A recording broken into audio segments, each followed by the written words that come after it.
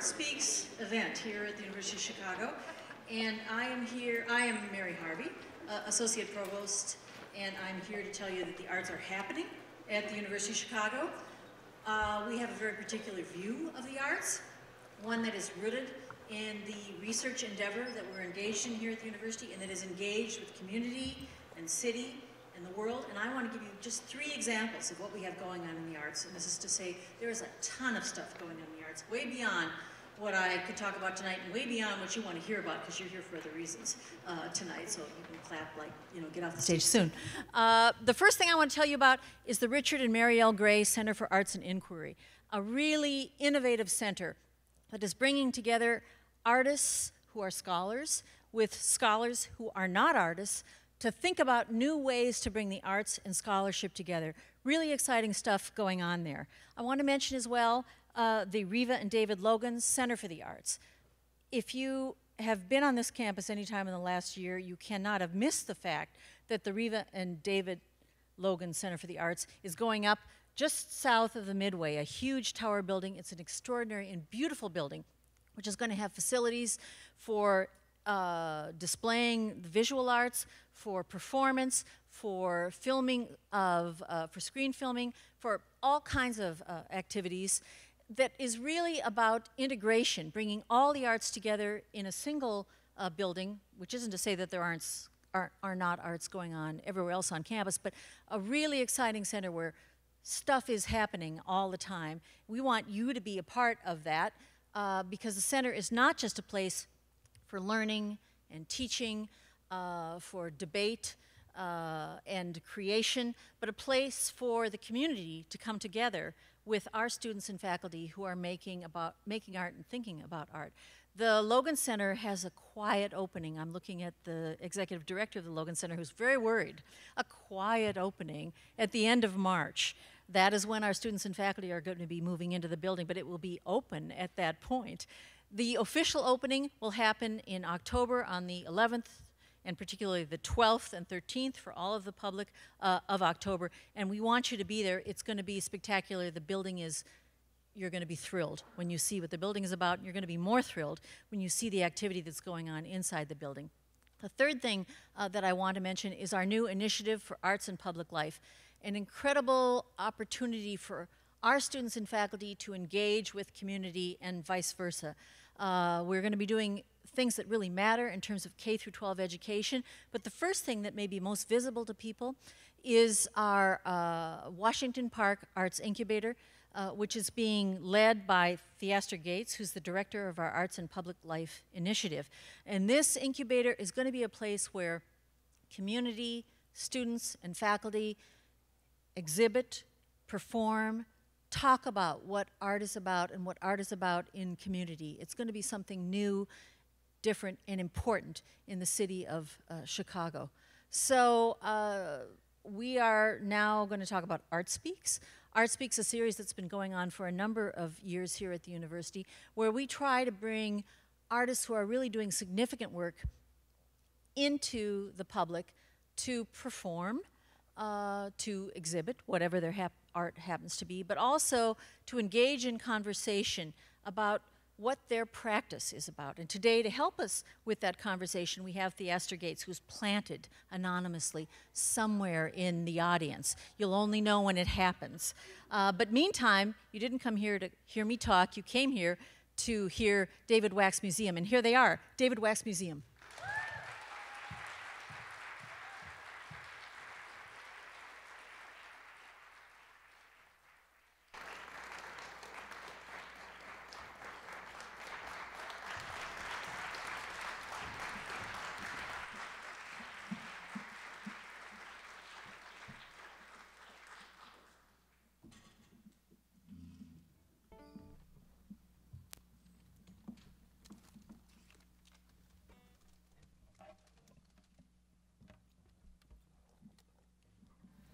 Good evening.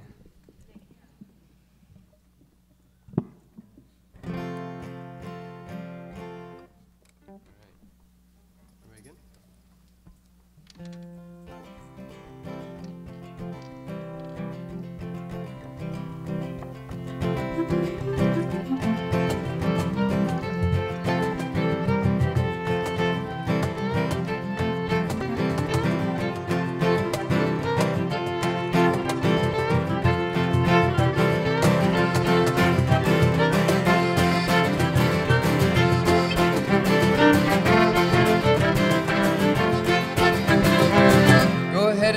Grab me with your tiny fist, oh Beatrice. Pull at my seams, watch me come unstitched, oh Beatrice. I heard you coming for I saw you, your jangling wrist, oh Beatrice. Should've gone the other way, towards the rattlesnake's hiss, oh Beatrice. If only you had it bloom like a jacaranda tree. If only things were up to me. If only I were a current in the river as it flows, where I watch you dip your toes.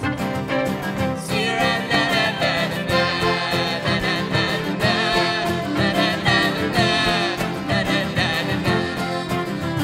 Hundreds of flowers, I can't tell which is which, oh Beatrice. They'll make you a dress with a vine for a cinch, oh Beatrice.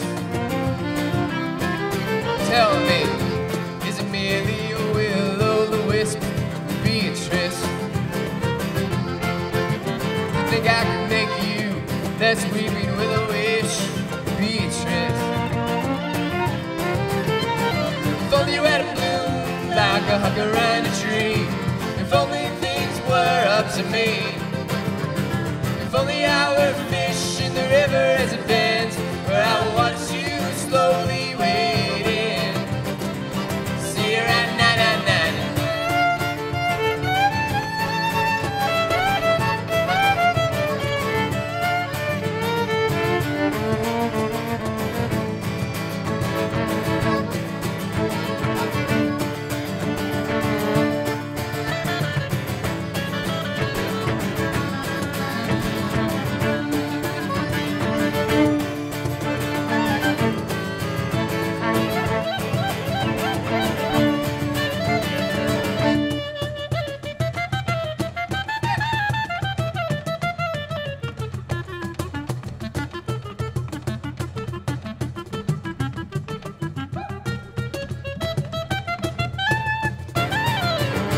Have you ever seen a badger? An armadillo kiss? Have you ever watched a sidewinder sailing twist? Oh, Beatrice, Beatrice, Beatrice. Oh, Beatrice, it's an over, is it?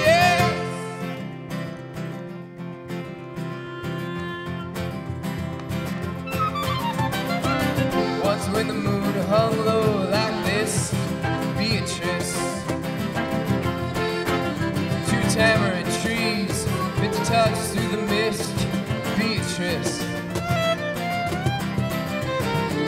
If each love story has an archivist, Beatrice. What do we write? My countess of Beatrice. If only you had a bloom like a jacaranda tree. If only things were up to me.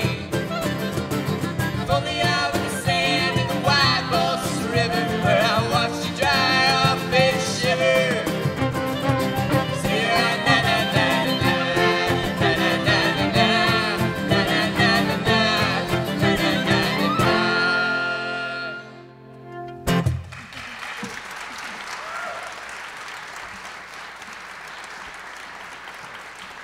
Thank you so much.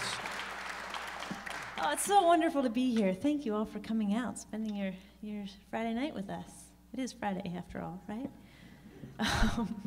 We've been in this kind of driving haze to get out here. We left home a couple days ago, drove halfway to Louisville from Massachusetts, drove to Louisville, played a show last night, and then drove here after that. So we're in this kind of like waking dream-like musical state. It's very nice, actually. And then we got here and we got plied with incredible amounts of food. Do you guys eat a lot around here in Chicago, like delicious university food? Man, feel like kings and queen up here.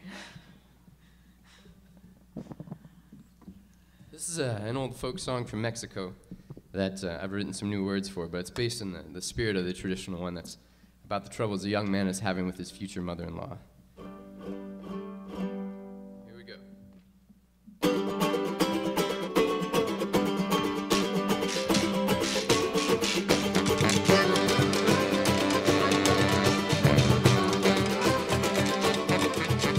Jenny, just because I love you, your mama's heart is gonna falter. Jenny, just because I love you, your mama's heart is gonna falter. I sure hope it recovers by the time we reach the altar. I sure hope it recovers by the time we reach the altar. Jenny, Jenny, Jukebug under the Pacific tree. Your mama's right, you are too good for me.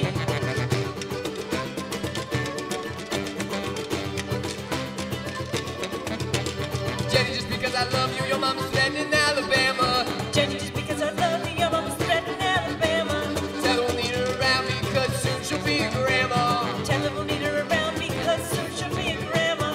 Jenny, Jenny, Jukebug under the Pacific tree. Your mama's right, you are too good for me.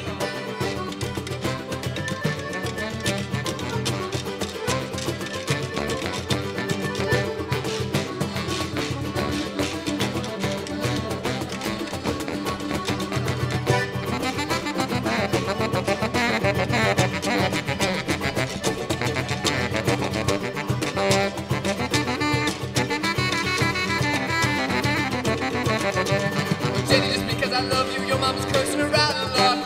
Jenny, just because I love you, your mama's cursing her out of luck. Remind you to be grateful you're not dating that other schmuck. Remind you to be grateful you're not dating that other schmuck. Jenny, Jenny, Jukebug under the Pacific tree. Your mama's right, you are too good for me.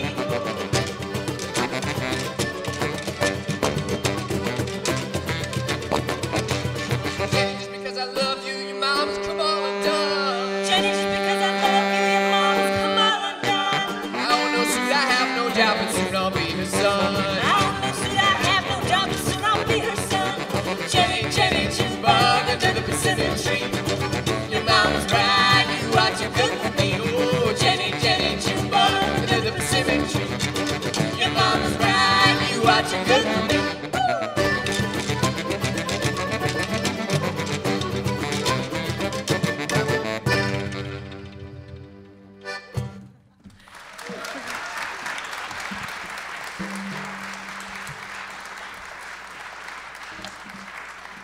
Thank you so much. This is my cousin Jordan Wax on the accordion, everyone.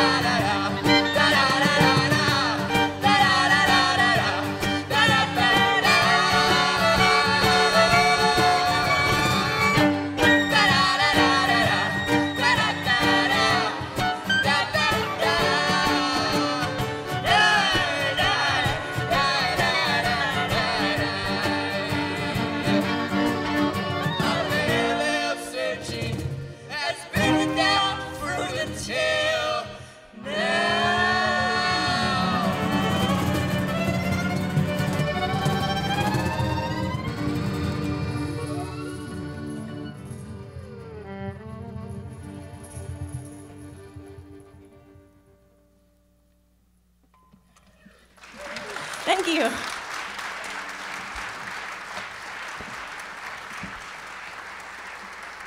This is Alex Spiegelman on the clarinet, everybody.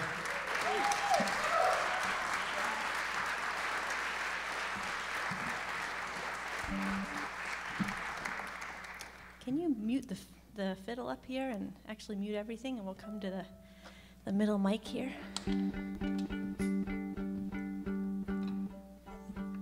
Talking to you, sound guys. RJ? Can I unplug my fiddle? Thanks.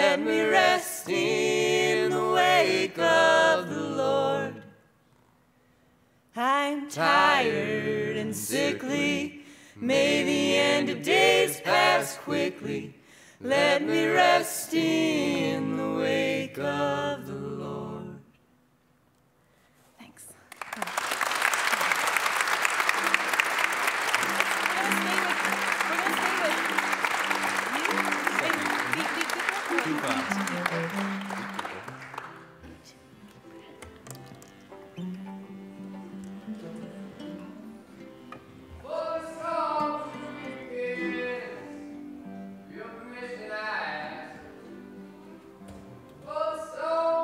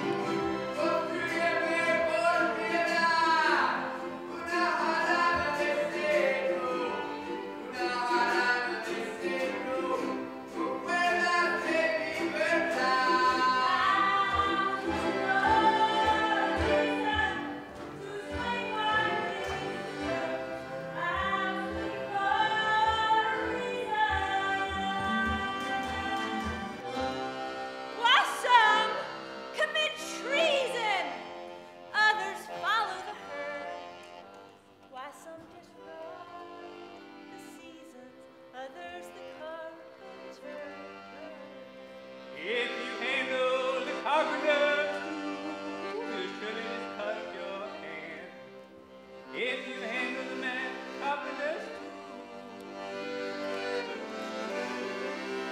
But if you go to the happiness school, do your time with the land, you won't get fooled by the fool, nor by any other man. With this verse we stop, singing the carpenter's song. With this verse we stop. Says his rhythm from treetops, pauses as the sun withdraws. For I believe I just felt a drop, and the road home tonight is long.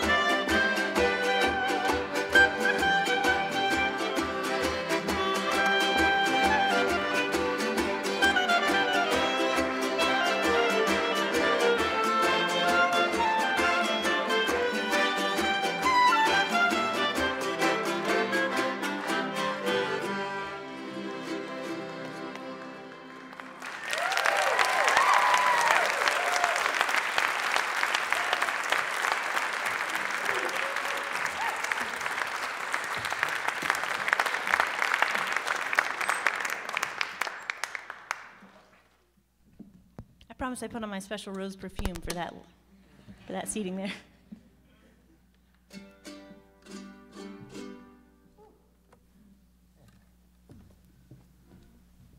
How's everybody doing?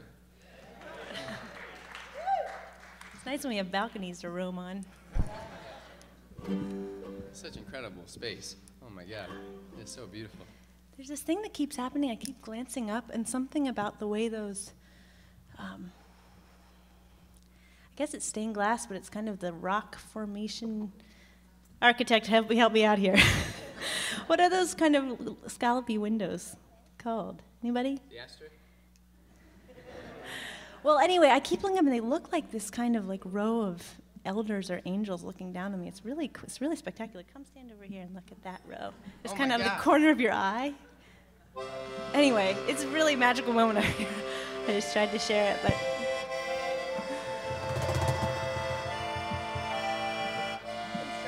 Thanks, Jordan. That's exactly what it feels like.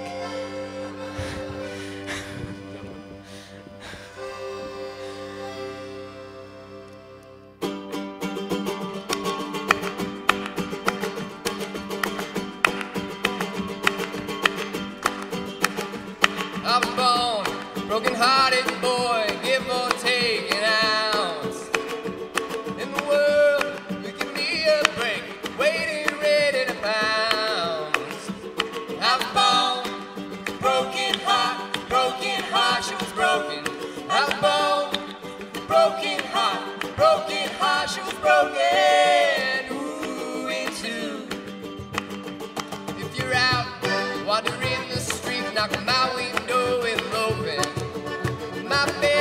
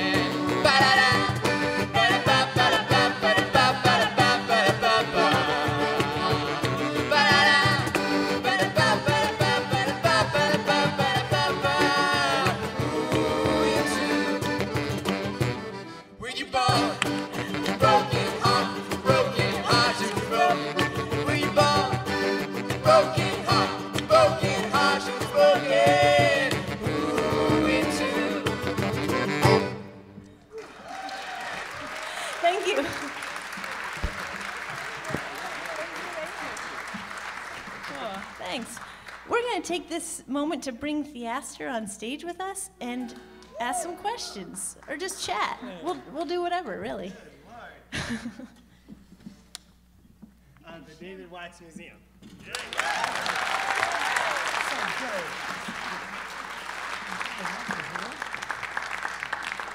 Holy cow. This is so good, right? This is so good. God bless UFC. God bless David Wax Museum. Only at a university we'd get like halfway through the set, kind of like a nice pat on the back. Come on, David Wax Museum, you guys.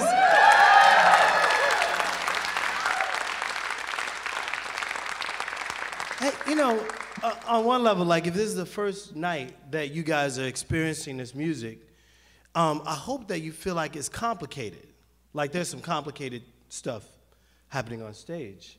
And, but what seems utterly clear is that you're all exceptionally gifted musicians and that you're pulling from lots of different places. And so I just want to ask, like, how'd you arrive at this music and why? That's an easy one. Well, thank you very much. Those are very kind words. We've been recently talking about, well, Jordan and Susan in particular have been talking about this conversation about what kind of musicians people are and whether it comes from the head or the gut or the heart. And I hope we're all a mix of different parts of that, so maybe that's what got across to you. I don't know if I think of any of us as gifted musicians necessarily in that traditional way, but thank you. Well, I'm from Missouri, from Columbia, Missouri. I grew up, this is my cousin Jordan, we grew up together in Columbia, Missouri playing music and just kind of playing stuff more inspired by what we were hearing there. Growing up, kind of alt country, bluegrass, folk music from the area, a little dash of klezmer music, and then when I went to college in California at first, I spent the first summer after my year at college in Mexico, working in La Huasteca in central Mexico, about 8 hours north of Mexico City, and I first heard the style of music called son huasteco, which is a type of rural folk music. And something about that music really hit me hard and kind of got in me. I didn't quite know, it wasn't clear what that meant at all to me. I mean, it was just like listening to some foreign sound that spoke to me in a particular way that I'd never been moved, and that made me want to learn more about it. And so that kind of began the journey of getting to know this other style of music. So that was in 2001, and I've been kind of going back and forth whenever I had a chance down to Mexico since then. And when I graduated from college, I got a fellowship to go back down to Mexico and actually live there and study the music. And there was kind of no turning back after that, after kind of living there for a year and getting a chance to live as a musician. And it really just changed the path that I was on. And I decided when I came back that I wanted to do music, and that's when I met Suze in Boston. And we got the band started in the fall of 2007. And so that's a little bit about it there. Sure. I think I'd just like to speak to that head, heart, and gut idea, because Jordan and I were talking about how certain musicians, I consider myself included, I grew up singing and playing a lot of music, and it was really kind of forced into me. Mom, Dad, if you're listening. They're not up there in the wise elders, they're still living, but they're watching this video or something. Anyway, it was really kind of like you eat your breakfast and you practice your violin and your piano, and you're in the car and you sing. And I was homeschooled, so there wasn't a lot of other things to do anyway, so that's not true. We did a lot of things, but the big focus was music growing up. And so I got to college and I took a music class, but it felt like, gosh, why am I going to study this? This is just something that I do, and I don't think I want to do it for my job. That would be strange. And I thought it would always just be a hobby or something I did on the side. But then after college, I went studying textiles around the world and did some odd jobs and did the 20s thing of trying to figure it out, and didn't, and started working this office job in Boston and playing music on the side. And I had an old-time band. Greg asked me to be in an old-time trio with him, and it was my first band I'd ever been in. I was 25 or something, and I was really honored. And started playing in this band with Greg, and then I met David and started playing in his band, and then I was in 2 bands, and I was playing this other guy, I was in 3 bands, and I thought that was really cool. But I was working this really straight-laced office job, like wearing a business suit and being an administrative assistant, you know. So when I started doing all this more music, I realized that that was where the fun was. And as this band kind of started taking off, I was able to quit my job, saved up my money, quit my job to go on tour, and never looked back. But what I was going to say about our conversation is that I think for me, music is a lot in my head, and I know what chords we're in, and I know the intervals we're playing, and I know if somebody's singing the right harmony note or not, and I'm trying to, I didn't look at anyone when I said that, did I?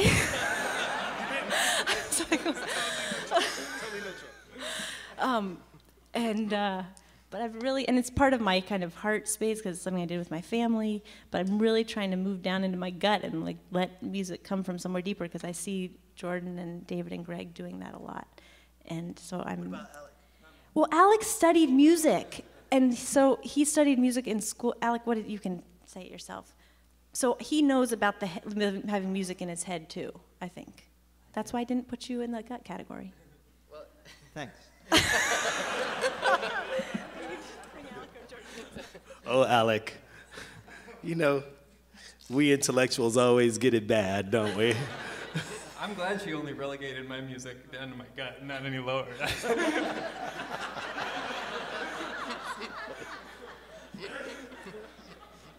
So, I mean, you know, I was being diligent in trying to trace where I thought the historical roots were coming from for each moment.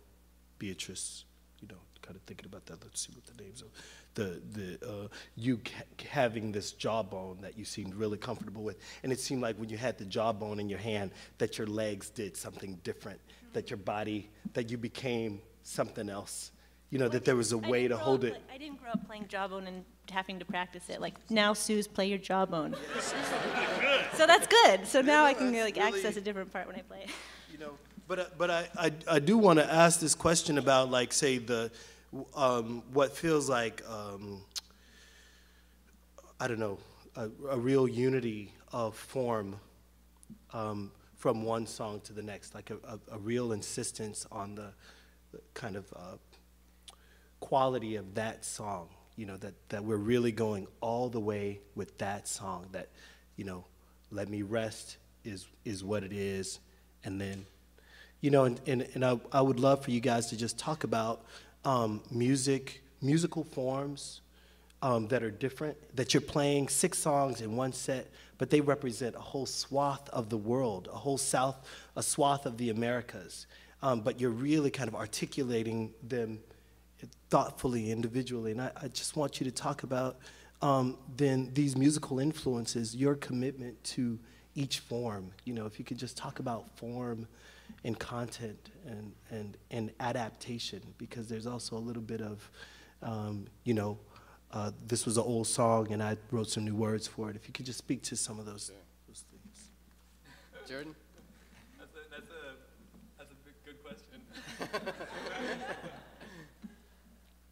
Well, we've been talking about this a little as well sometimes after dinner as we hang around, and the conversations on my behalf, they haven't been very articulate. They've involved a lot of rambling, but I feel like something's come out in that rambling. But I've been thinking about that subject a lot, about what it means to, and it's something that I've done a lot, and I think I've done with Dave and other bands, and we've all done, and I think I'm just starting to become aware of it for the first time, what it means that as a generation of musicians, we have access, cultural access, to this incredibly diverse palette of textures and, in a way, musical languages. And that I think we can come at it from an angle of appreciating that each one of those languages allows you to access a whole different range of expression. And it's an incredibly, it's a privileged space to be in, to feel like you have access to that and to be able to draw from that for self-expression. I think it's a really fascinating issue, like you're saying, to think about the authenticity, and as you're learning that language as an outsider, what that means and how you negotiate that, because to some degree in and going into relationship with those cultures and those musical languages, and you see how connected they are to everything, and I think it can help you to become more sensitive to what that means in its own context. But I think the most important thing as a musician for us is or for me at least, understanding my role in it, is keeping your feet really firmly established in where you're coming from, in your own authenticity, so that you might be borrowing, but there's no sense of mimicking. If you're so rooted in what you're doing, that's just another part of your vocabulary that you can use to express something you are already saying. You're not changing what you're saying because of the language and the tools you have, but you're using that as I think another term, another expansion to your range of expression. I think it can be pretty productive that way, and I think it helps keep it a lot more personal, and I think that can be important when we have this huge range of cultural identities that we can kind of take on and put off like masks. I think it helps to kind of stay rooted in where we're coming from as individuals and musicians, and be able to definitely take advantage of those resources, but keep our feet on the ground. Thank you, man. That's kind of rambly, but that's what these conversations have been like. It's more a form of psychotherapy than information. So, I mean, what it sounds like is that it's complicated. I guess so. I mean, you can just do it, and but then I think you start to realize, oh, it is kind of complicated, because you find yourself in cultural situations where all of a sudden you're a little more self-conscious about what you're doing, and it forces you to think, why do I feel strange, or why am I walking on an eggshell on this where normally I don't? And so I think there's a lot in there. Yeah, I mean, I think for me, the way I think about these forms is, to some degree, it's almost like being back in a poetry class and a teacher going, okay, now you're going to write a villanelle, and you're like, okay, like I don't know what that is, I'll just use that form because it's kind of this established thing, and it's got these rules, and you kind of enter into it, and then something comes out of it that is very different from what you would have written otherwise, and the form kind of gives life to something new. And I feel like my interest in some of these older forms and taking these particular things that I've been really interested in, and I started learning them on their own terms. But at some point, I think I hit a wall that was like, I love this music, and when I got back to Boston, I also started this band that just played traditional Mexican folk music. But it felt like a really daunting task for a lot of different reasons, and a really difficult task, kind of emotionally and culturally for me. And it was like I'll never be able to play this music. And that, like, I can't, that's not, I didn't grow up with it. It's just this thing that I love and that I can draw from and draw inspiration from. And it can be this really beautiful tool to kind of write something new that I wouldn't have written otherwise. That I can take this form and explore a particular idea I have, or kind of, start with the translation of something and then see where that goes. And all of a sudden it just blossoms into something that I couldn't have written on my own. And so I find that the forms kind of open up a whole other world to me, and allows me to kind of access this love for this music that I couldn't figure out another way to kind of explore or express, but somehow in borrowing on the forms, that was a tool I found to actually enter in the music and share it and kind of bring it into my own world and make sense of it. Greg has done a lot of exploration in different types of music. Do you want to speak to any of this from your experience? Yeah, something just struck me that David said. I mean, there's a certain amount of nomadism that comes with this life and this choice anyway. And in terms of the forms and exploring forms and different types of music and influences, no matter what you do, it's a type of nomadism in itself. Like, we're able to move through all these fields and landscapes of forms, different forms and histories and music, and like true nomad people did, they generally they would touch upon this ground in a way that at least in a way that was at least respectful, and would keep coming back to it. You graze a certain area, but don't overgraze it, and you come back, right? And I feel like in our group, a lot of us as musicians we approach these forms in the same way. We kind of graze here and graze there, and respectfully take what we can, and it's just another form of the lifestyle we choose, almost intellectually, in terms of we move around a lot in our physical self, touring all over the place, and also with the forms we explore. We kind of have that free license to do what we want, and hopefully just we leave it better than than we found it. Meaning we do right by it and come up with something new or something that's our own voice anyway. So. Thanks so much. I think we'll go deeper next time, because I think that two things that have struck me. One is that, David, you're suggesting that there's a way in which when you try to play traditional Mexican music, it just didn't feel right. And I think that there is real value in that. There's a real ethic in that you seem to be speaking to.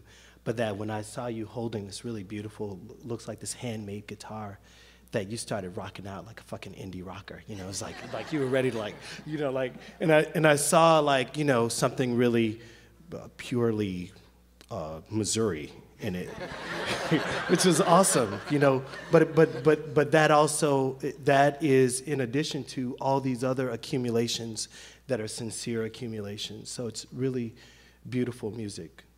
I'm going to encourage you guys to play some more. Chichumbe.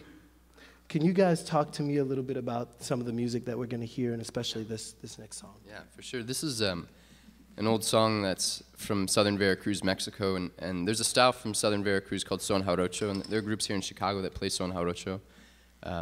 It's a real specific regional folk music, and it's a style that was influenced heavily by the Africans that were enslaved on the sugar plantations in southern Veracruz.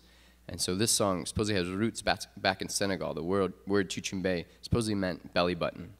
And so when it kind of arrived to Mexico, people developed this dance. A lot of this style of son, it's a mix of African, indigenous, and Spanish. And so there's this particular song that people were dancing belly button to belly button in the communities. And there are a bunch of verses that poke fun at the Catholic Church. So the church banned the song. In 1766, they prohibited the playing of the song, and there was a trial against the song.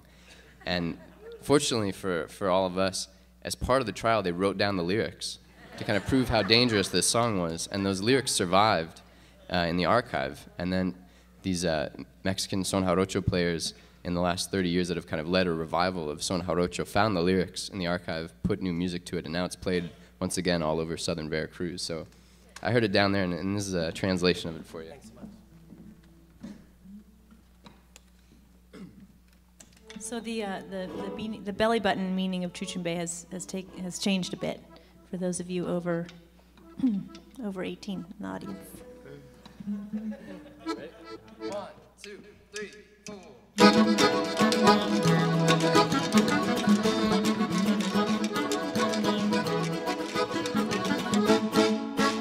For every girl there is a boy, for every night there is a day, for every taste there is a time. Every baby choo-choo babe.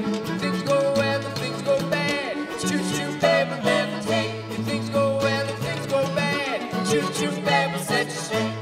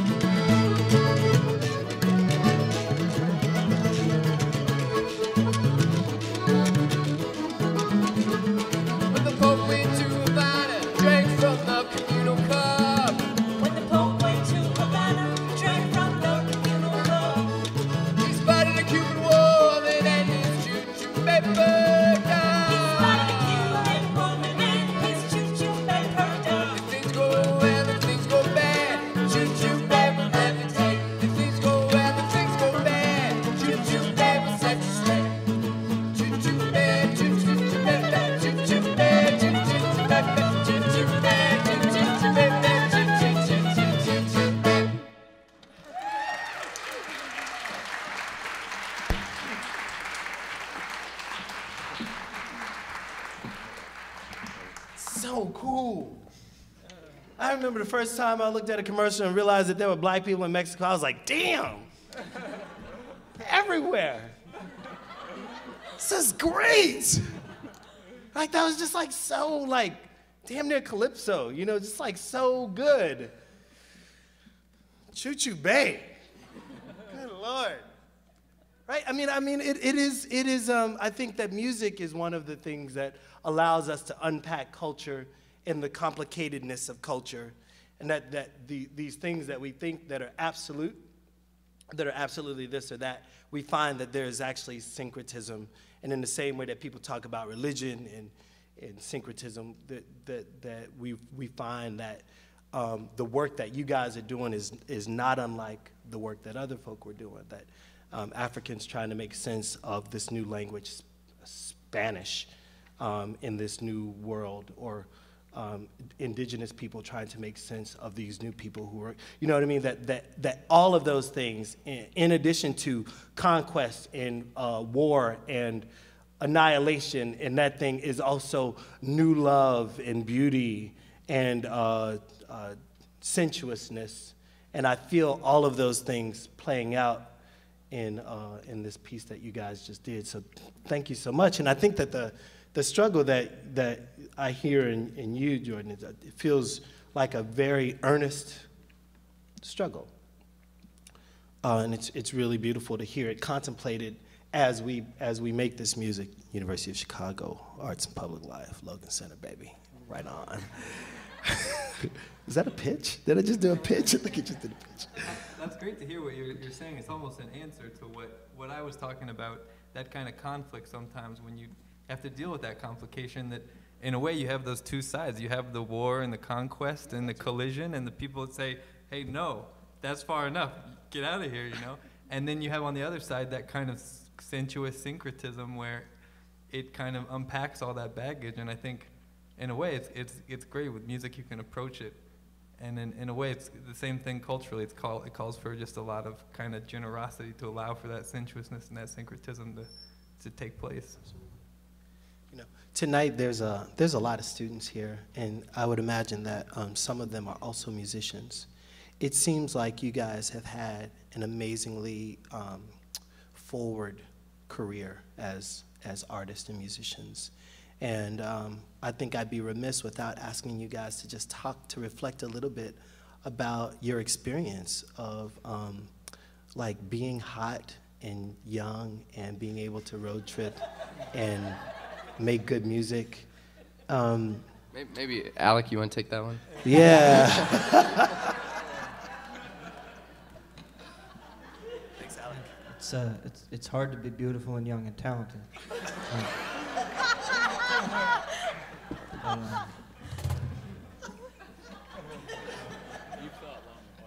Yeah. Yeah, it's sometimes you're in a beautiful hotel at a very wonderful university, and you're being treated very well, and they bring you nuts in the back room and things like that, and various juices, and.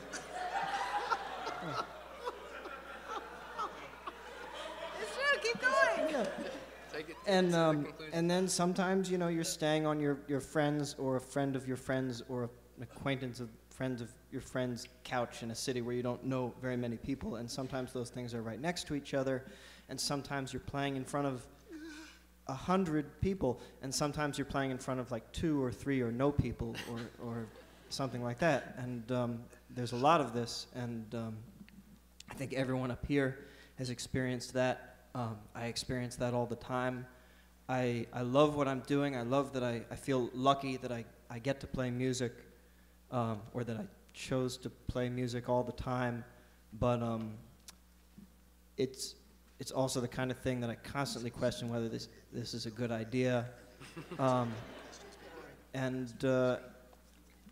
Yeah, I mean, I don't know. I'm gonna give it another like 30 or 40 years talk. and then see how I feel about it. Fair enough. Fair enough. Suze, do you want to talk about the We had this really wonderful workshop today that I see a good handful of people or students were there, and we were talking a lot about kind of how you become a sustainable artist, or how you kind of sustain yourself as an artist, like literally paying back your student loans and paying for rent. And one of the ways that we did that is by cutting our expenses very low and living in unhospitable places for free. But also, we really tried to build the band from the ground up, and what that meant for us was, rather than playing in bars and music venues that take a good chunk of your profits, and it's hard to promote yourself in a new city where you don't know anyone, we would call on our friends and fans around the country to host house concerts. And so we've played in dozens, if not hundreds, of people's living rooms around the country, and that was a way that we were able to play to people face to face and do what we're doing and become better at what we're doing. And people would give us money and pass a hat around, and they'd buy our wares because they didn't have to pay a ticket price or buy drinks. So it was really a way that we were able to grow. Yeah, and I think that growing in that particular way has made it feel, I think there's still, it felt like it happened slowly in a way, and like just one person at a time and one house at a time. So I think that there was definitely a different sense of, we won this internet vote-off contest a year and a half ago to play at the Newport Folk Festival. And part of the reason we were able to win that silly contest is that we'd been passing around our mailing list at all our shows for the last couple of years. And so we had all these people that believed in what we were doing and knew about what we were doing. Yeah, totally. And so we had all these people that kind of were engaged with what we were doing and wanted to know how they could help. And so we were like, well, here, you could help with this thing. And we won this contest and got to play at Newport. And then that really kind of was a watershed moment for us to kind of suddenly be playing for more of a national audience. And I feel like because we'd been doing it in a way where we'd been playing, and kind of you still have to win people over one person at a time, and still like nothing is, I feel like with every audience you have to earn their trust and kind of develop a relationship with them. So it doesn't, no matter what kind of stage you're at, the basics of it are still the same and the same fundamental kind of thing that's happening. And so it's felt like a real continuity. It doesn't feel like then suddenly something changed for us, Well, it's beautiful music. I'm going to suggest that you guys rock out. I know that the audience might have questions, so I'm going to say rock out until like that bravo moment, right before the bravo moment. And then I'll join you again. Okay. I'm going to do 3 songs. And then, yeah, actually let's do Look, and then we'll change to...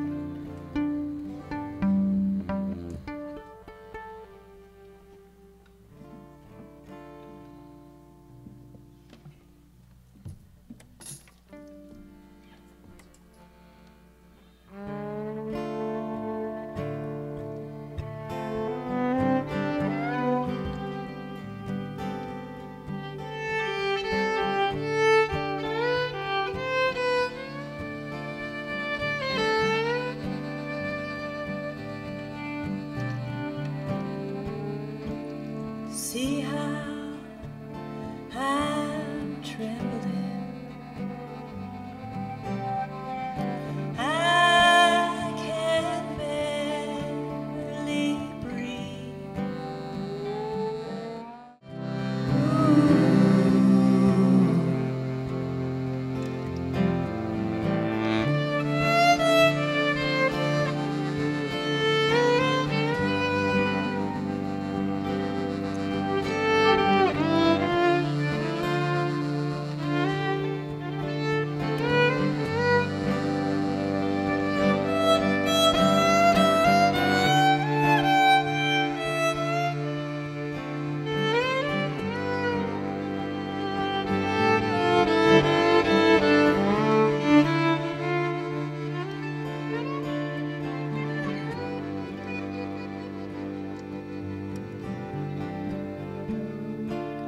like a house by a river that is bound to flood.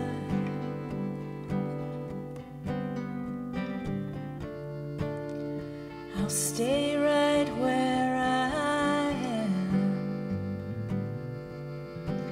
for the sake of this love. Look what you've done to me. Look what you've done to me. Look what you've done to me.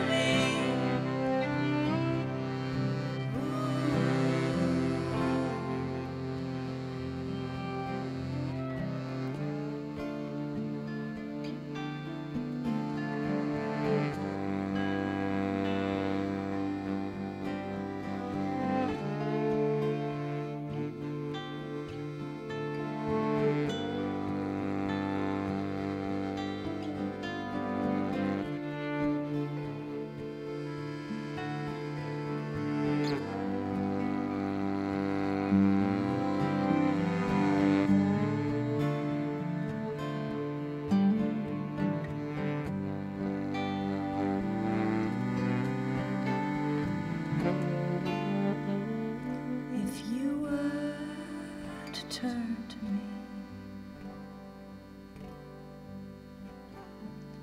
and say, let it all go.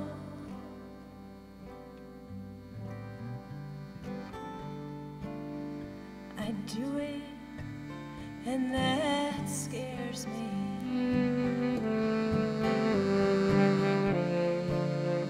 I wish it were not so.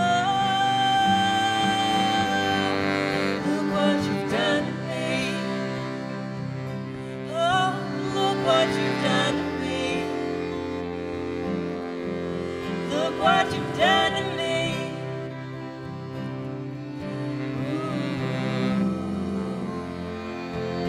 Oh, look what you've done to me.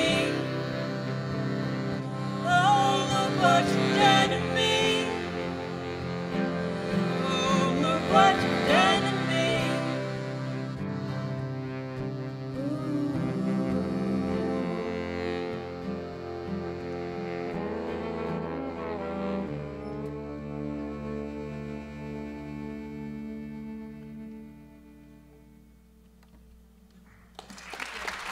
Sue Slezak, everyone.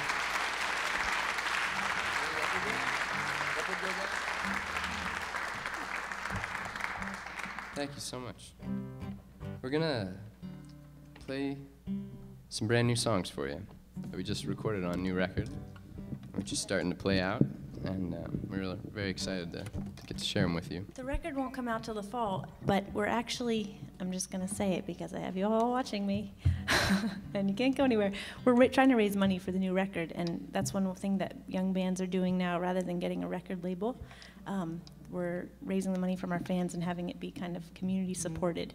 So if you feel like you have some $15 burning a hole in your pocket and getting the CD here is not enough, our old CD, we'll be sending you an email, or you can check out our Pledge Music campaign. We're at 65% or something like that of our goal.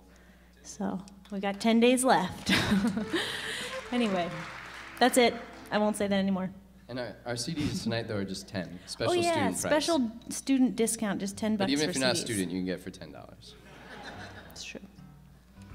Are there just, how many people are here just kind of like, they're not at the university, they just knew about the show and came?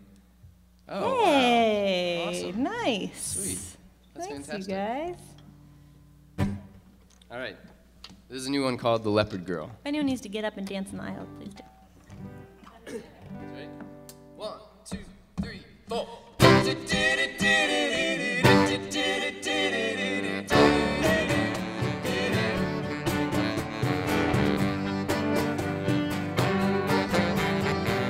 I want you to paint me.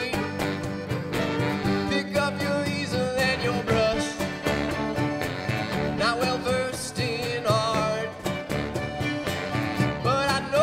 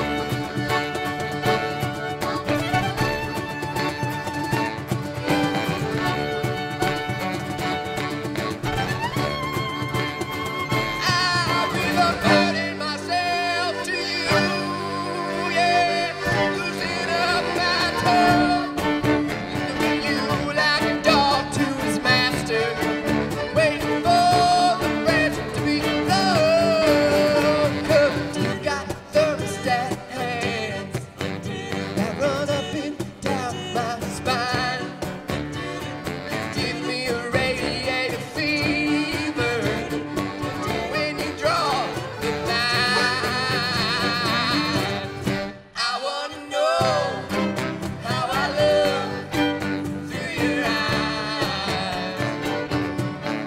You're not a man, so there are things that I can't hide. They say, don't just love is infatuated with your divineness. Being in love is just one step removed from the blindness.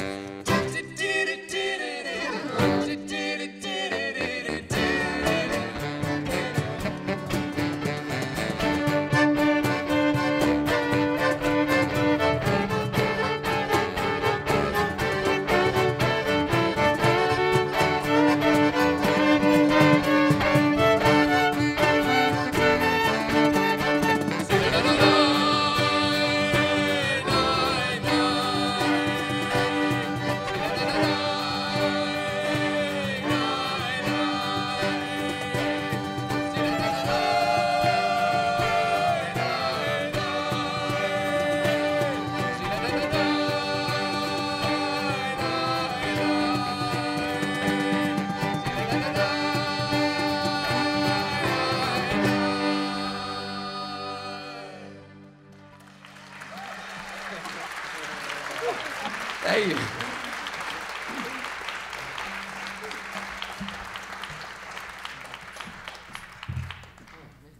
Thank you so much.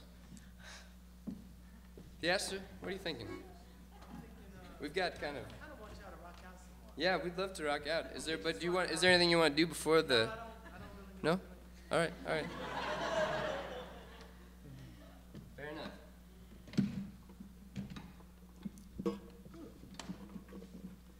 All right. Another one of these new songs for you. This is called Vivian, Won't You Take Me In? Everybody good?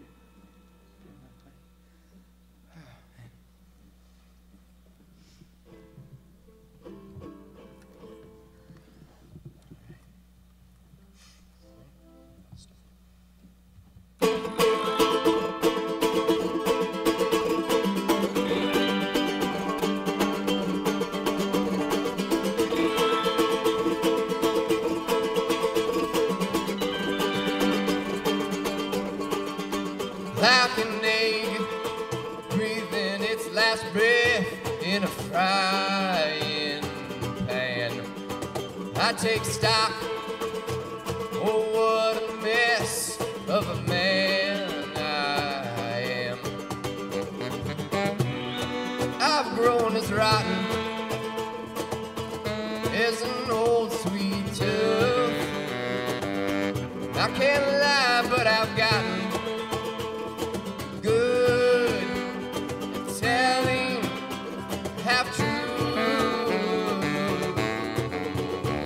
Vivian, won't you take me in? Vivian, won't you take me in? I know how to end things, but I don't know how to begin. Oh, Vivian. We smoldered as fiercely as sugar cane. When the night's blindfolded, you'll move swifter than a vampire's fang. You've been awfully kind to this muzzled dog.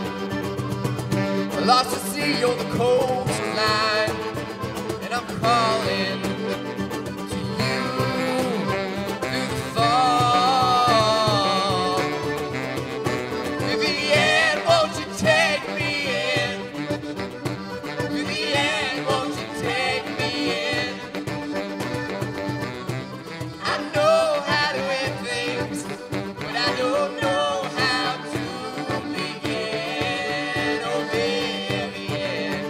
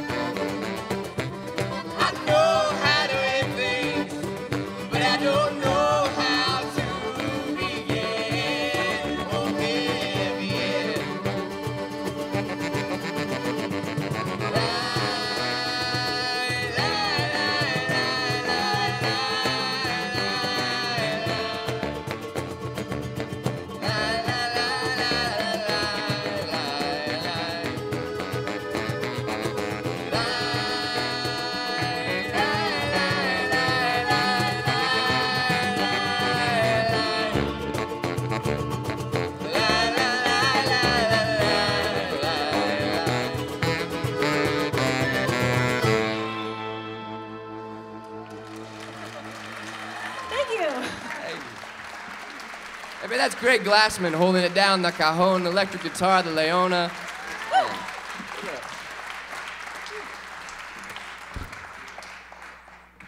right. We're thinking about doing one more song. That sound good, Theaster? All right. Awesome. Man, it has been such an honor to be here. We've had such an incredible day at the university. Everybody has treated us so incredibly well, and we felt just really privileged to be here. So thank you very much for coming out tonight, for everybody, for all the work they put in organizing this and making us feel so welcome. It's been a real treat to be here. Maybe we should take a couple questions, David, so that people can get it in, and then you can do your last thing, rock as hard as you want, and then be out. Before the first person comes up, I'm going to say something because I know it's on your minds. This is the jawbone of a donkey, and it's a traditional Mexican instrument, but the story is that maybe Africans played zebra jawbones, and then they came to Mexico and found the donkey jawbone and started playing it. And the teeth are loose and rattle when you hit it. That's why it rattles. Oh, yeah, everybody's like, oh, thank God you told me. 3/4 of the hands just went down. Any questions?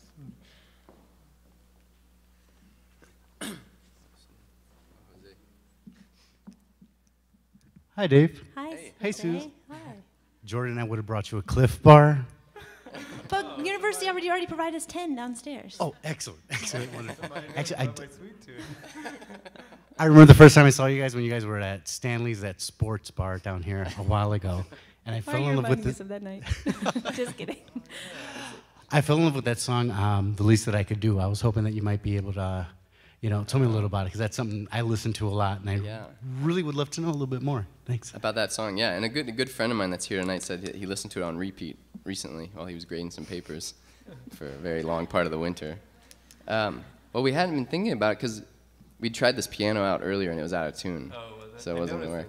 Yeah, I know. But we could do it. I think... Yeah, we can make it, but we'll make it part of the set before we leave. I mean, it's a song that, for me, it's a song that's very much kind of in the kind of alt-country mode of the kind of music that I fell in love with when I was in high school. And it's a song that I fell in love with this band called the Everybody Fields. And and just like I think one of the things that I've done with kind of finding inspiration in the Mexican songs and the forms, I wanted to write a song that they would sing. I was like, I want to write a song and that would sound like it could pass as an Everybody Fields song. And that was kind of the challenge I set up for myself. And that song is the one that came out. Yeah, we'll make it part of the set before we leave here. But it's a song. It's one that we've had an interesting relationship to because it's one that maybe you want to say anything about it. No, don't put me on on the the okay. spot. Okay. I mean, no, but you come to like it. Okay. No, you don't have to. Well, it's a song that I never really liked very much. I just thought the verses were too long and boring. The key was like too high for me to sing, but now that I've been on the road for several years, I can reach that A now. And people just liked it so much, I just couldn't tell why. What was my other complaint with it? Well, I thought it was because the key was such that you had to strain your voice. Yeah, that was so part of like it. Physical, contempt. Yeah. No, but But the other day on New hit me Year's we did emotionally. it. But we did it on New Year's. And Alec arranged those horns. Alec did some beautiful horn arrangements for it, and it really, I felt like it sounded like, now I see why people like this song. But it took me several years. I like that song a lot. Well, I like it too now. Anyway, it's just David likes to put me on the spot about like, are we gonna play the songs Suze doesn't like now? But I'm coming around to it. For you guys, Steve, Jose, yeah. Okay. I can sing it. Yeah. So I think you guys kind of underpitched your Pledge Music campaign. Aww. So, as someone who pledged, and I've really enjoyed like seeing the exclusives, like the videos behind the scenes as you guys record. But I know that so your music's not exactly mainstream, and like raising money so you can do things, beyond sleeping on couches, like get in a recording studio is difficult. And so I'm wondering if maybe you could speak to like what that experience is like as far as like using Pledge Music, and you guys have like 10 days left. to tip like your next 35%. So everyone else should go out there and pledge some music, or pledge some money for some music. But I was wondering if you could talk about that just a little bit. Yeah, thanks. You want me to? Yeah, well, yeah. Yeah, well, so something that's happened, I think in anything when you're doing something in the arts, there's certain challenges and there are things that people are like, oh, the old way, it was so much better because it was like this, and you know, that's one of the things that kind of sometimes people talk about with record labels. Like back in the day, there were these record labels and they gave you all this money and they supported your career from the beginning, and now those record labels don't exist or they don't have any money because people aren't buying records, and so everybody's kind of figuring out how to make a living, how to record music, because it's very expensive to make a record in the way that you want to do it. And for us, it's just been an opportunity. I mean, it's been a way to kind of own the music ourselves, not have a company own it, and to be able to get our fans and friends and community involved in helping us make it possible. And so kind of make it a more collaborative effort and make it something that people feel invested in and that they're making, kind of that they're contributing to this project that we're working on. And the results have been amazing. I mean, our last record, I think we raised $10,000 from our fans at an early stage in our career. To be able to raise that much money made a huge difference, because you're just, you know, we're doing something that, I mean, it's hard to, I think the new record we decided is going to cost, I don't know if I don't like to talk about money that much in the numbers, but it's just, we budgeted what the new record's going to be, it's $90,000 is kind of what. Oh my God!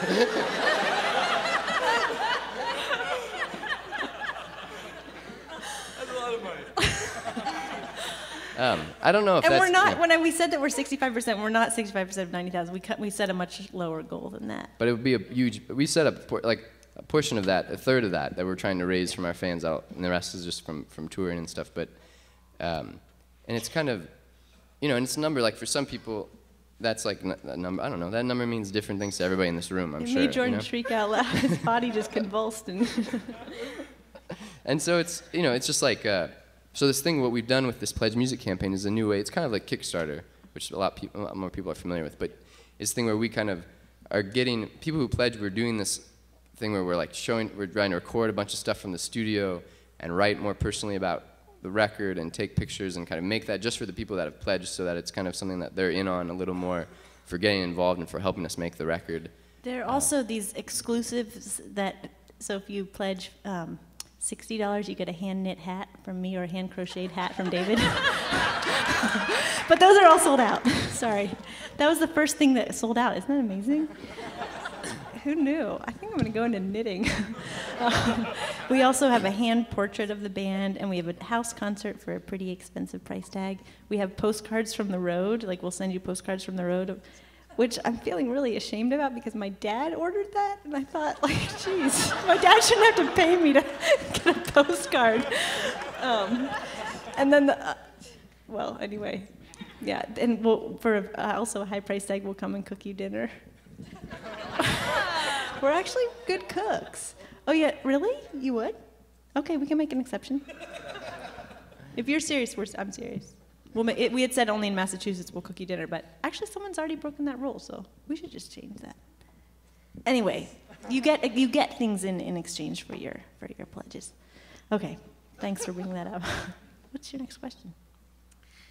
So this is the first time I've heard y'all play, and I just want to say one of the things that struck me about y'all was that you seem very happy playing. And I think that's such a nice, refreshing thing to see in a band, and I just want to know what makes you so happy. Do you play music? I used to play the flute. You didn't have that experience when you were playing the flute? No? No. I mean, I think everybody up on stage probably has a different answer for that, you know? I think it involves like dopamine in the brain, doesn't it? I'm not sure. Maybe that's something else. Oxytocin. Oxytocin. Yeah. That's the belly button. Yeah, I mean, I think for me, I was like I'm kind of a type A person, like kind of uptight about a lot of things, and let me tell you. Says the person who's known me all my life. And so I always found that for me, music was like this real release. And it was always this like, you know, I can shut off a certain part of my brain, and this other part of my brain like comes alive. And that for me is what's really part of the fun for me, is like it's just like this complete release of all these, of all this other stuff that I keep in me in other ways, but when I play music it somehow disappears usually. But then some of it's like just, it's not as fun when I play by myself. It's never that fun when I just am playing by myself. It's really like getting to play with these people and like playing with musicians who I really love and respect is always so much fun, because I feel like a lot of times I'm up here and I'm just like riding this wave. I'm just like coasting on this wave of these incredible sounds that everybody around me is generating. And so that for me is what's really the fun, and the release of it is that, at least that's how I feel about it. Hey David, we have 2 more questions. All right. All right, let's go. Bring it on. How often do you have to change your bow? Oh, that's a great question. I should start a pledge music campaign just to fund that, because I have to get it rehaired about every 2 weeks, and it costs $65 to rehair it. So it's a bad.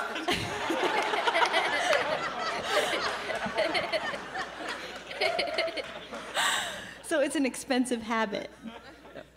I don't recommend it. But the thing is, it's really fun when I play so hard. It's really fun to kind of rip it, and it looks cool, doesn't it? To see it ripped to shreds. I know, everyone thinks it looks cool, but it's pricey. We should like pass a jar around. That's like, if you really want to see Suze rip her bow apart, everybody put $1 in, and then she'll shred it that night. You know? Wow, you're onto something, yeah. Great. Did I answer your question? Do you also play a stringed instrument? Or yeah, you do. Do you ever rip it like this? Don't start. Don't start. Where do you get your ideas for your songs? That's a really hard question. Daisy. Man, stump me. I mean, I think it's the songs come from deep within. Deep within. Thank you, Jordan. Tell Daisy. Daisy. It's sometimes it's like, you know, have you ever painted a picture of something like a tree that you've never seen that tree before? It's not like a tree that's outside your house, but it's a tree that you kind of like are thinking about, and you're like, man, a tree would be awesome if it looked like this. Or like there's something about you that wants to draw that tree. Have you ever experienced that or something? You kind of relate to that? So I feel like for me that's kind of sometimes the songwriting. It's like, you know, it's like there's this idea, it's just like, it's an inspiration that comes from, probably because I've seen a lot of other trees, you know, and I've thought about trees a lot, and it's just like you get kind of, you know, I want to make a tree. I want to see what would happen if I made a tree. Like, what's going to happen what's my tree going to look like, you know? And so I think that sometimes that's kind of how the songwriting is for me.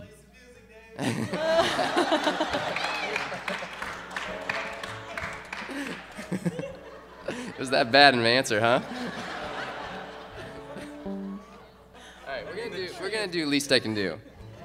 We changed the set for the request, and then we'll end it Steve, up. I've never met you, but I've heard you like this song. I don't even know where he is. He's not gonna say anything. All right. You're not on stage. It's okay. One thing I have learned about bows is that it's good if you bite the hairs off rather than pulling them out, because then if you pull them out, then more of them will fall out. So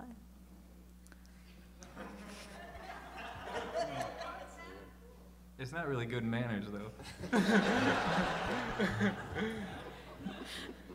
And then you can floss with them too, Jordan.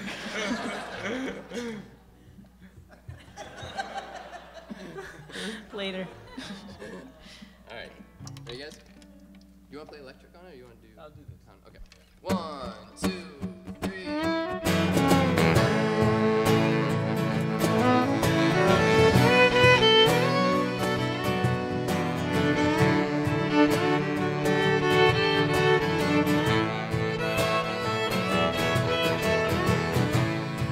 I don't see my sisters that much, as if state lines or cattle guard.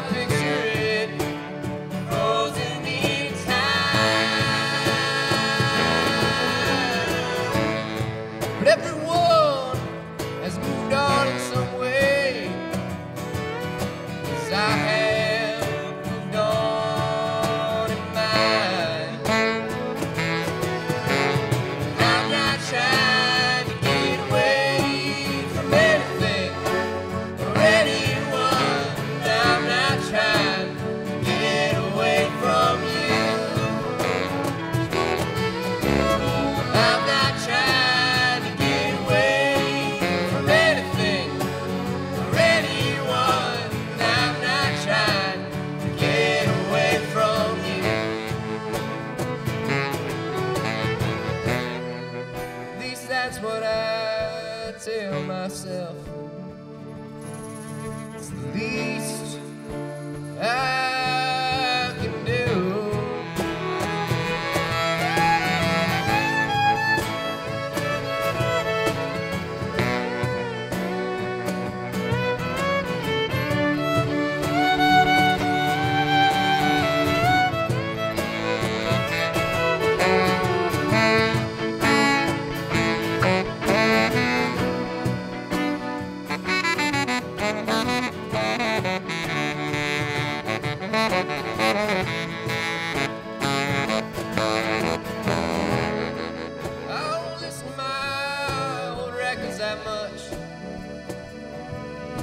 Different about the way they sound.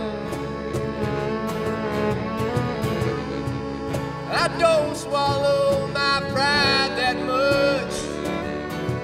There isn't anything left to keep down, down, down, down. I don't think of you all that much. Maybe once or twice each afternoon. See, my heart is like a flower. Once it opens up, it can't unbloom. And I'm not trying to get away from anything or anyone. And I'm not trying to get away from you. And I'm not trying to get away from anything or anyone. And I'm not trying to get away from you. At least that's what I tell myself. It's the least that I can do.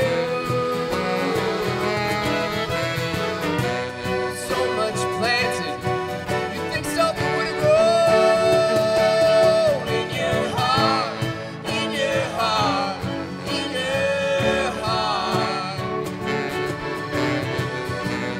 So much planted, you think something would grow in your heart, in your heart, in your.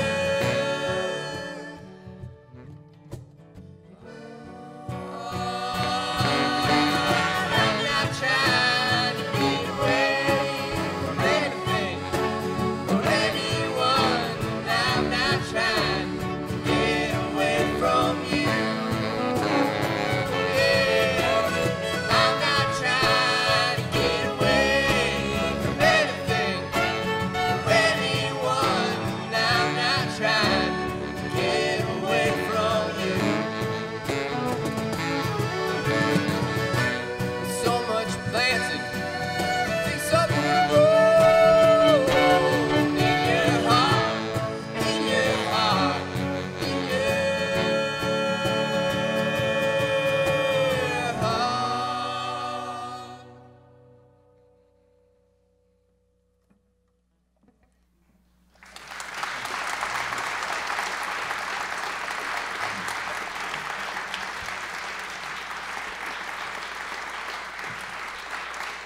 That wasn't so bad, was it? I just don't think that applause was all that strong. Oh, they did like it.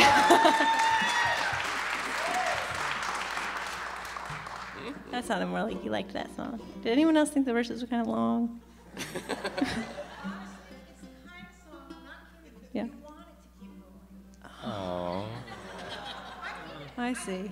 Yeah. I'm gonna write a couple new verses for that. I'm gonna do it. I'm gonna do it. Oh. No, it's really growing on me. It's growing on me. But.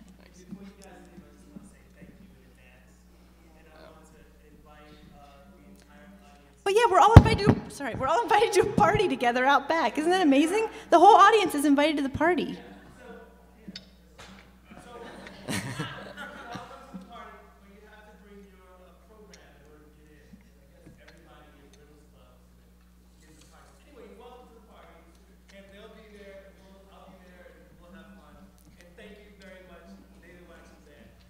Thank you.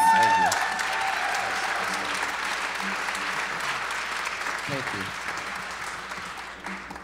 Just to make sure you remember everybody that's up here. It's cool because everybody actually talked a little bit, so you got to actually hear their voices. We don't get to do that all the time, but from Columbia, Missouri, visiting us for this show, this is a very special occasion that he's even with us. My cousin Jordan Wax on the accordion, everyone.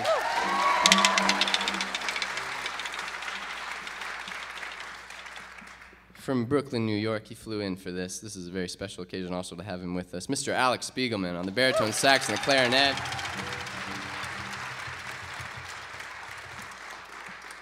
From Ashfield, Massachusetts, the man with the beautiful voice, Mr. Greg Glassman, everyone.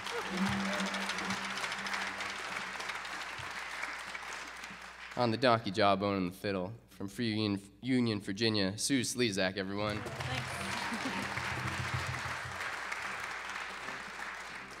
Thanks. I'm David Wax. We're at the David Wax Museum. Thanks, everybody, for having us, for being here tonight.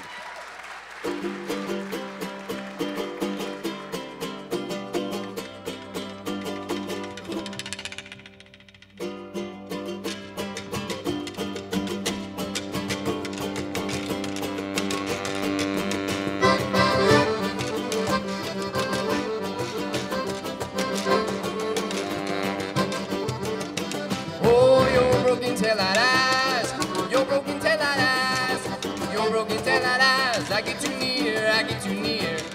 Time was counterclockwise. Time was counterclockwise. Time was counterclockwise. In your rearview mirror, in your rearview mirror. Yes, Marie, yes. No, Marie, no. Your careless heart invites me just to see me go. Yes, Marie, yes. No, Marie, no. Your careless heart invites me just to see me go.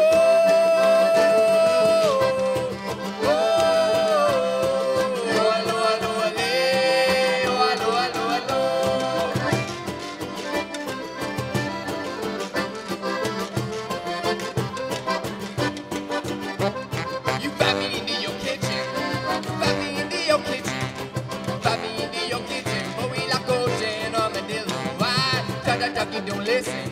I tell that ducky don't listen. I tell that ducky don't listen. You've had your fill, you've had your fill.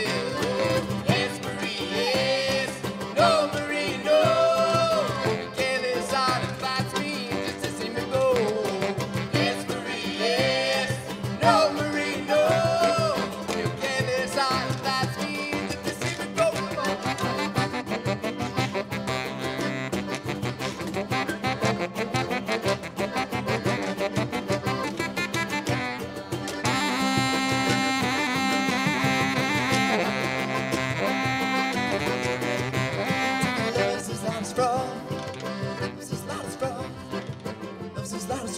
You skim the top, you skim the top. Just an afternoon's afterthought. An afternoon's afterthought. An afternoon's afterthought. All you can feel is aftershocks. Yes, Marie, yes. No, Marie, no. Careless heart invites me just to see me go. Yes, Marie, yes. No, Marie, no.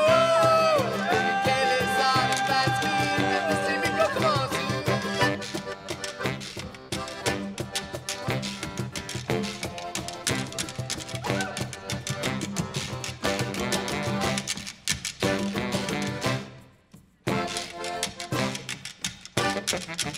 Oh, you spread your kisses out. You spread your little kisses out. You spread your little kisses out. It's like a blanket, it's like a blanket. Your mouth is a water fountain. Your mouth is a water fountain. Your mouth is a water fountain to tell me who a wedding cake.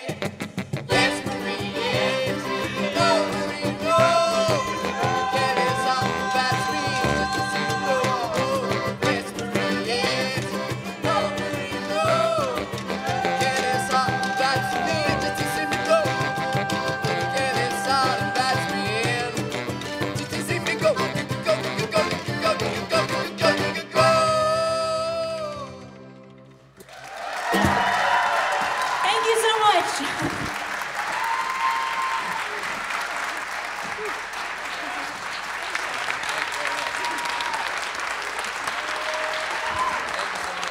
David Wax Museum.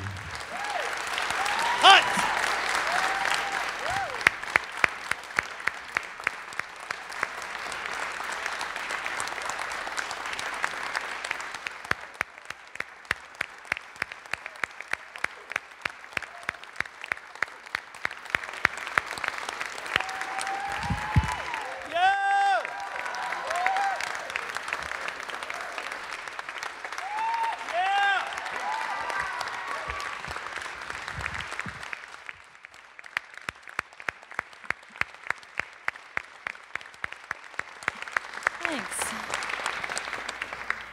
We're actually going to come and use this mic in the middle again. Sound guys, is that okay? Thank you so much. Thank you all for coming so much.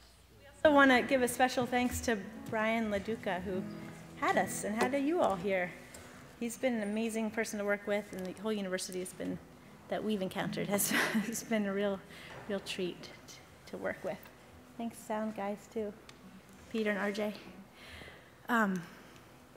This song is called When You Are Still.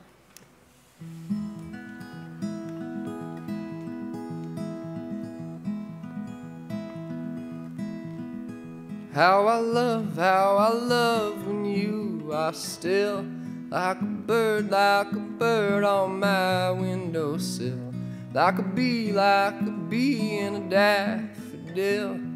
How I love when you are still, still as a bee. Yes, then I can see why I fell for you way back when. You are so beautiful, I've tried to be dutiful to the lovers that we might have been.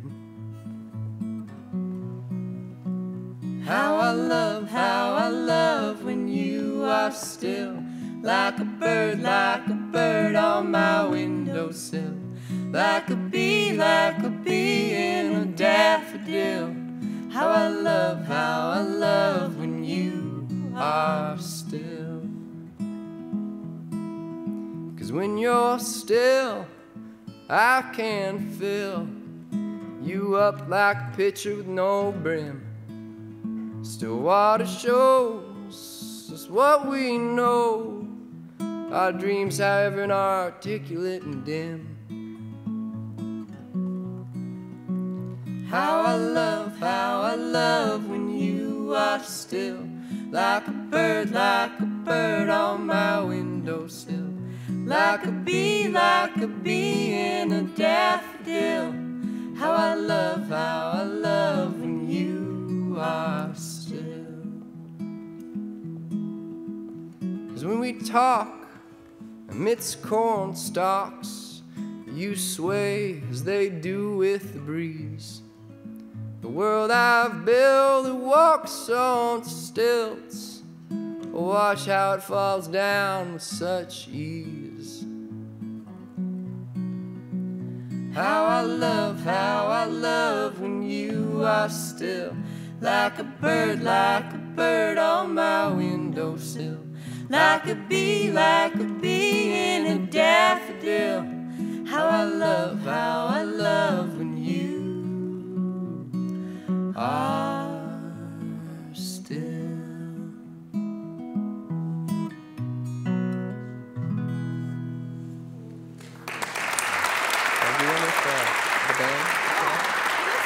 Let's get people up to dance. Okay. All right. Thank you so much. Let's get the band back out here.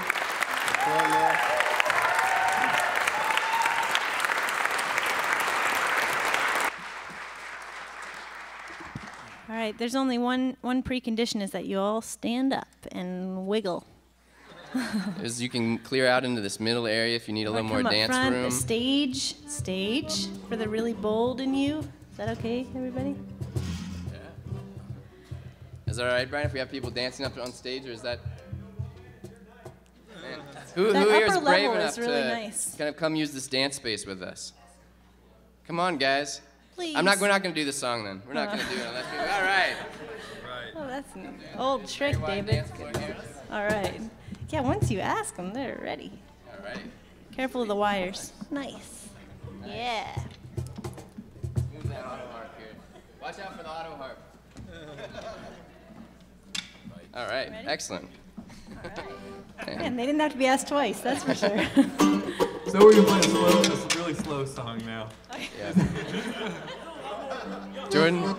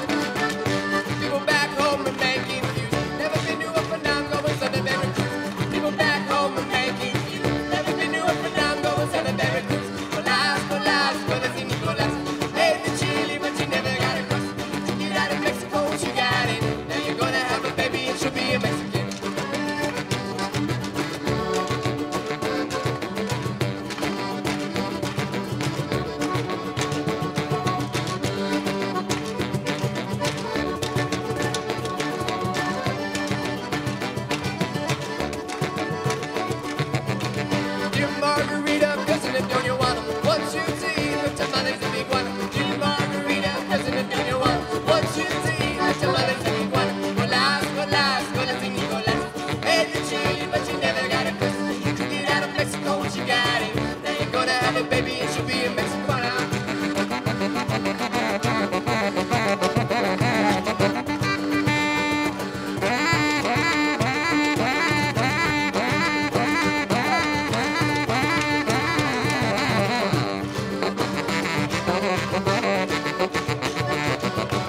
Say two stars, fell from the sky. Baby comes and find a better right. Say two stars, fell from the sky. Baby comes and find a better right. Colas, colas, colas y Nicolas. Hey, the chili, but you never got a cuss. You took it out of Mexico, but you got it. Now you're gonna have a baby and she'll be a Mexican.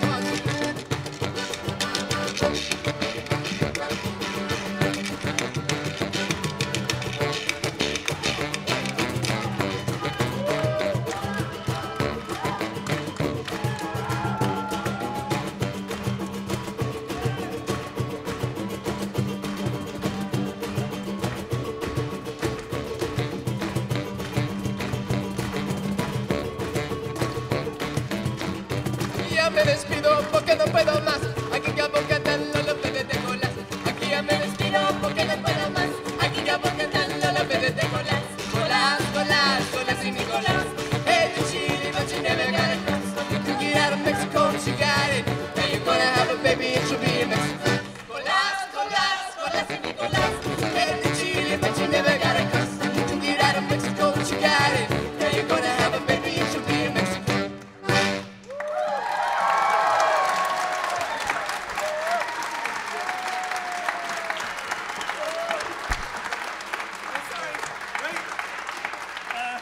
Ladies and gentlemen, the David Wax Museum. That's Greg and Alec and David and Suze. And over here's Jordan. Thank you so much. Go get some cookies and punch. Bye.